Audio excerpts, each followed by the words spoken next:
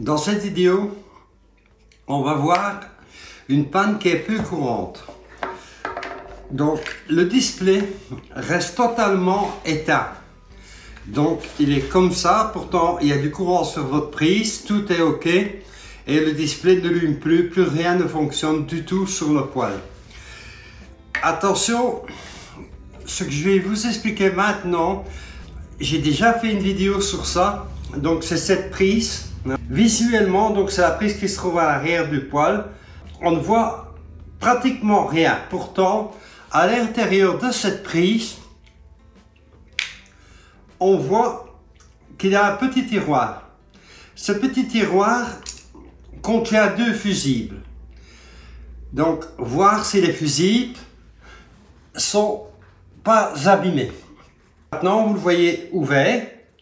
Vous avez compris qu'il y a bien deux fusibles qui sont cachés dans un logement peu visible.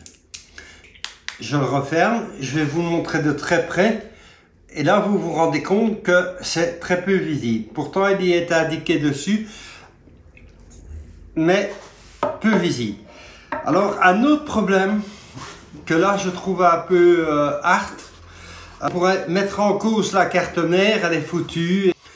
Donc, les cartes mères, elles ressemblent à ça. C'est cette carte mère-ci. Je vais la tourner un peu dans tous les sens, qu'on trouve sur beaucoup de poêles actuellement. Mais il faut faire attention d'aspect.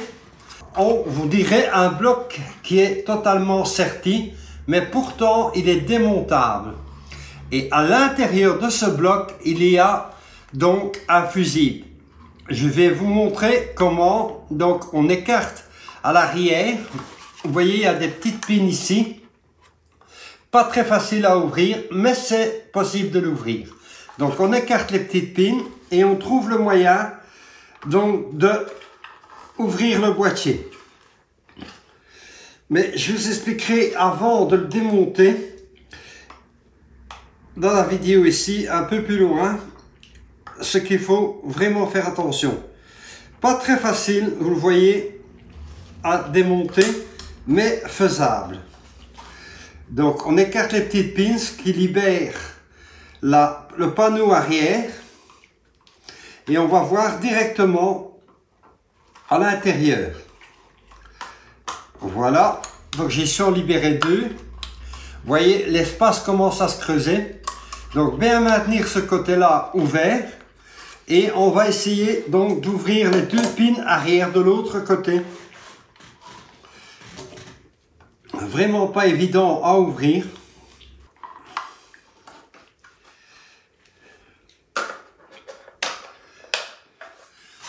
Voilà, le panneau arrière est dégagé, vous le voyez. Et maintenant, je vais pouvoir sortir normalement la carte mère. Encore une fois, difficile à sortir.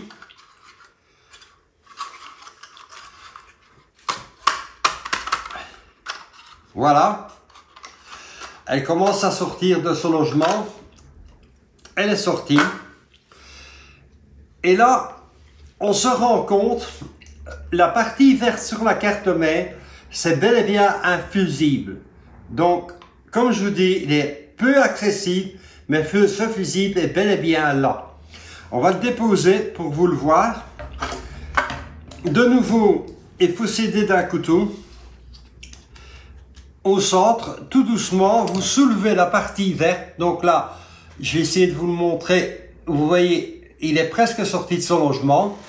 Là, on le sort du logement et on remarque qu'il y a bel et bien un fusible qui est caché à l'intérieur.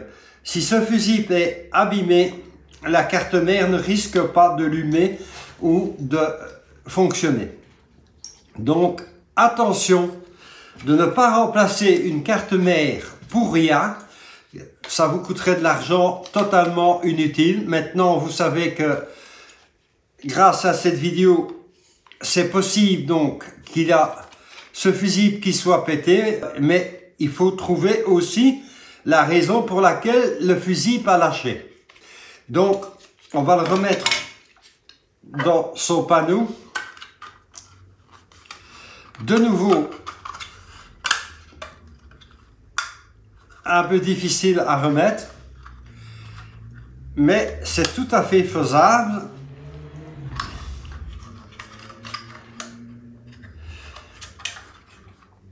Bien le remettre dans son logement,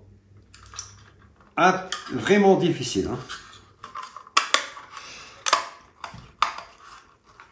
Alors, ne faites pas comme je viens de faire. Donc, avant de la déposer, l'idéal serait de repérer vraiment son emplacement avant de l'ouvrir. Voilà, et bien dans le logement. Pour le repérer, c'est très facile. Un coup de trait de marqueur ici et un coup de trait de marqueur là, ce qui vous indique directement la possibilité d'avoir un repère. Donc, on fait un trait ici et un trait sur le circuit, ce qui nous permettra d'avoir plus facile à remboîter donc du bon côté. Puis, on remet les pins et on referme la carte mère, parce que là, c'est beaucoup plus facile. Alors, une chose, faites toujours une photo. Il y a des détrompeurs, donc sur toutes les fiches qui sont ici, c'est des enfichables. Il faut soulever la petite languette ici, je vais vous le montrer de très près. La petite languette, on la soulève, ce qui permet d'enlever facilement les fiches. Voilà, ici. Et on voit très bien qu'il y a, pour le ruban du display, un détrompeur. Je vais le mettre dans plusieurs angles pour que vous puissiez vraiment bien le voir. Mais une chose que vous devez faire absolument attention, pourquoi la photo avant? Il y a deux fils qui sont branchés ici. Le fil, par exemple, s'il est rouge, vous remettez le rouge à l'endroit où il se trouvait et le bleu à l'endroit où il se trouvait. Grâce à la photo, vous pouvez repérer, grâce à la couleur de la fiche ici, lequel se trouvait là. Donc, très important de rebrancher les fils du bon côté ici parce que ça dépend du schéma qu'on a fait dans le poêle. Et sinon, même chose, le display ne s'allumerait pas parce que c'est un peu plus complexe à vous expliquer, mais enfin faites surtout attention à ça. On le retrouve avec plusieurs displays. On peut physiquement avoir des displays comme celui-ci ou comme celui-là, des 3 boutons ou des 6 boutons, et vous allez rencontrer donc cette carte merci.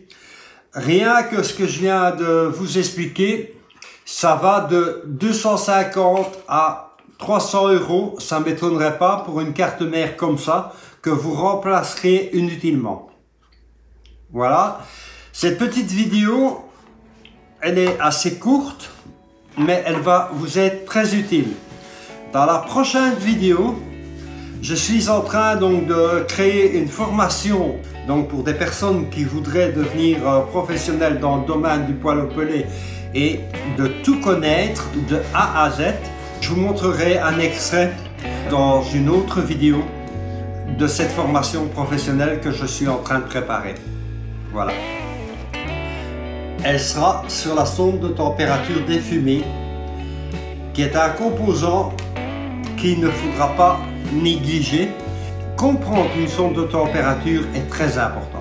Je vous mettrai un petit extrait de la formation professionnelle que je vais créer et à bientôt dans d'autres vidéos.